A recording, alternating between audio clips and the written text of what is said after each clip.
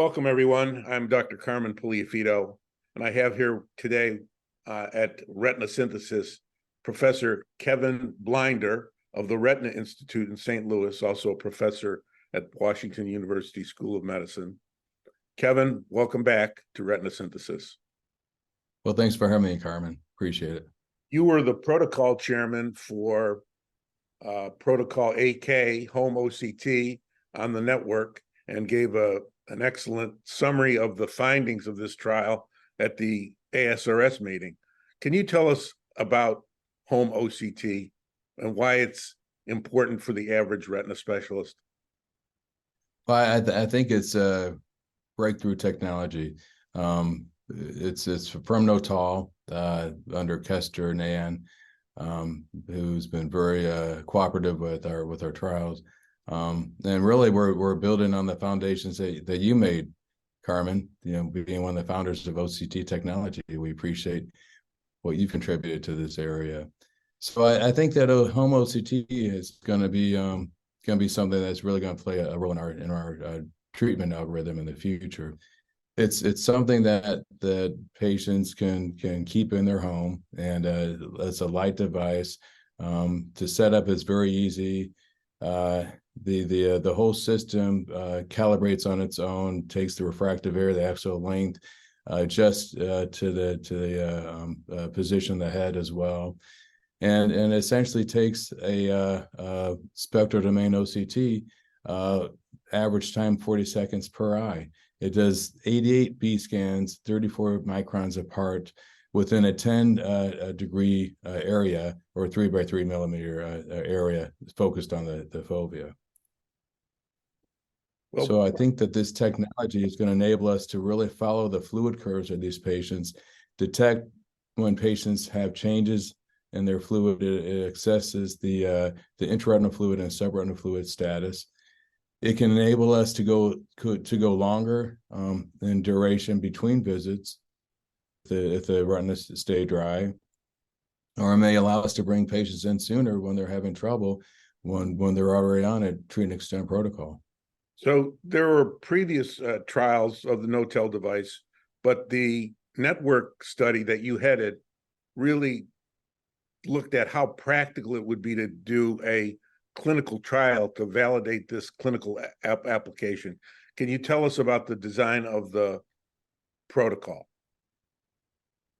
Yeah, so ours was really a feasibility trial to enable us to see how well this functions for a large-scale trial in the future called Protocol AO. So we were really looking at a few things. One, does the Notal home OCT unit really work from the home? Ours was really the first trial to look at treatment-naive neovascular nAMD patients using this unit at home on a daily basis for 6 months. So could it work from home? What is the process in obtaining the scans and actually delivering the scans data to Notal, which is the NOAA analyzer, the Notal OCT analyzer, which is based on an AI algorithm to actually look at the intraretinal subretinal fluid. How does that transfer? How well does it work? How does Notal get the information from their center to the physicians? In our case, to the DSCR network, we had three study centers that were involved. Are these measurements accurate? So another objective of our trial was to actually compare the home OCT analysis, the data, on the same day, taken the same day in our offices, to the spectral domain OCT data that was obtained at the reading centers. So we'll see what the agreement rate was between the two different units. So what were the highlights? Well, the highlights were we ended up recruiting for different variety of reasons. We ended up recruiting 14 patients. We started with 40, and we actually part of the trial was to also look at recruitment barriers that exist with this type of new technology. So we ended up with 14 due to different reasons. One, not every elderly patient has a smartphone with good cell phone connectivity. Number two, patients like to go on trips, so travel was a factor. Number three, not everyone's anatomy is the same. In the office, when something like a ptotic eye occurs, the photographer just lifts the eyelid and gets a clear scan. Well, at home, the patients aren't really expected to do that. So we saw a bunch of different recruitment barriers, and I think this is great data for our coming trial, the large scale trial, because of these barriers that we identified. We're actually making changes to their protocol. Number one, Notal is actually allowing for travel. Anyone that leaves for 2 weeks or longer, they'll actually send a unit to their destination to use there until they come back. Number two, cell phone activity, I think won't be as much of a factor. We'll use the cell phones, but also we're going to use Wi-Fi connectivity to transfer the data. So I think that will be a much better system for data transfer. Number three, patients that just didn't realize they just didn't want to really be part of the trial or didn't like the way the OCT functioned.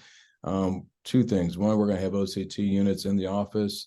Prior to their randomization, they're going to try the unit in the office, make sure they're comfortable with it, make sure they can do it.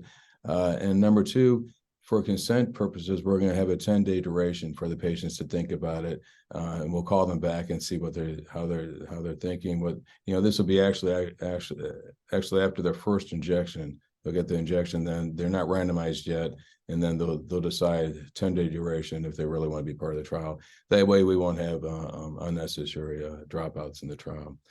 So overall, we identified recruitment barriers. I think we're going to rectify them in the larger scale trial. The patients were sent the surveys after utilization of the system. We found out that they thought it was very easy to use, very easy to set up, and most of them wanted to continue utilizing the unit on a daily basis.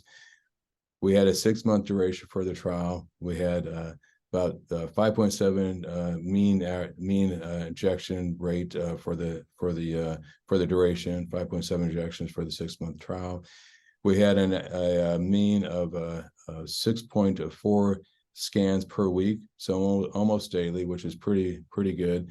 The mean duration per eye for the scan was 47 seconds. So again, nothing that's overly time consuming. Again, very easy to use. So our compliance was high, and again, the recruitment I think in the future would be better. And then what about the comparison? The Notal AI algorithm compared to our reading center data on the presence or absence of fluid, we actually had an agreement rate of 84% between the two. And for those that we had disagreement, the amount of fluid was less than 10 nanoliters in each case. So because of that as well, we've decided to have 10 nanoliters, which could be noise sometimes on the home OCT or spectral domain in the office. 10 nanoliter amount of fluid being the cutoff for wet or dry definition for the upcoming protocol. Well, that's exciting. That is exciting. What's the quality of the OCT that comes off the Notel device? It's actually a great question, Carmen. It's actually very good. The unit itself does a quality analysis, so they come up with the MSI, Manufacturer Signal Quality Index, per reading, and anything graded 2 or above is good quality. In our series, the mean quality MSI index was a 4.5, so very good quality. And then we looked at these images. We weren't allowed to use them to determine treatment in our trial, but again, in future trials we are. But we looked at the images, and actually the quality is excellent. The technology, the software is unbelievable. It has a fluid curve that you look at. You click on that, and up pops the B scan, and you can see the level of the fluid as well.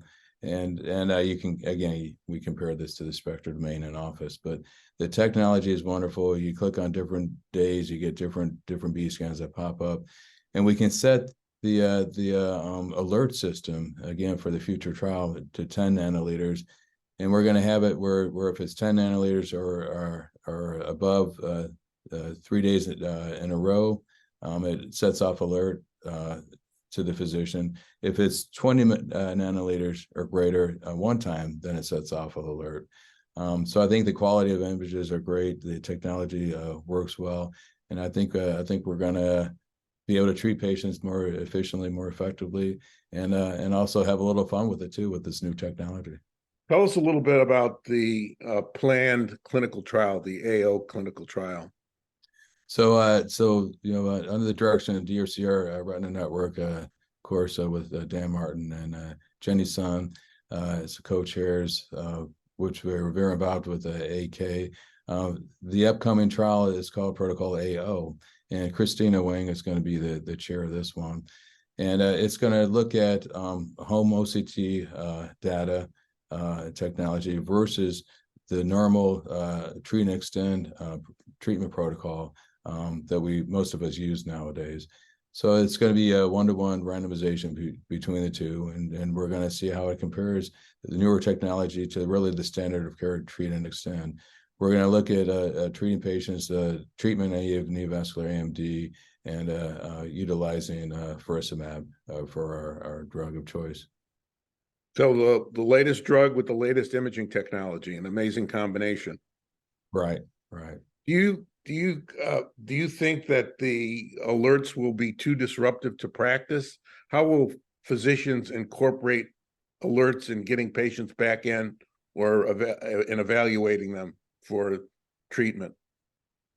Yeah, great question. We've been thinking about this, and so we do have other things going on. You're right, and busy schedules, and the alerts are going to come through either texting, email. It's going to go to the physician, but also for the trial, it's going to go to the study coordinator as well. So we're going to have safeguards in place to make sure that someone gets the message that the patient's having some trouble. And then it's just a matter, again, the patient, it doesn't have to be a stat that day, in most cases, but I think within a few days is reasonable, just like we do any other patient. Some practices have the capability on that same day, and we'll work with hopefully within 1 or 2 days. So just to speculate, in 5 years, do you think that home OCT guided therapy will be something that's routinely used? I'm hoping so. I think it's gonna make it easier for our patients, for the patients' relatives that are responsible for driving them in every 4 to 6 weeks routinely. I think it's going to avoid a lot of unnecessary visits to our offices.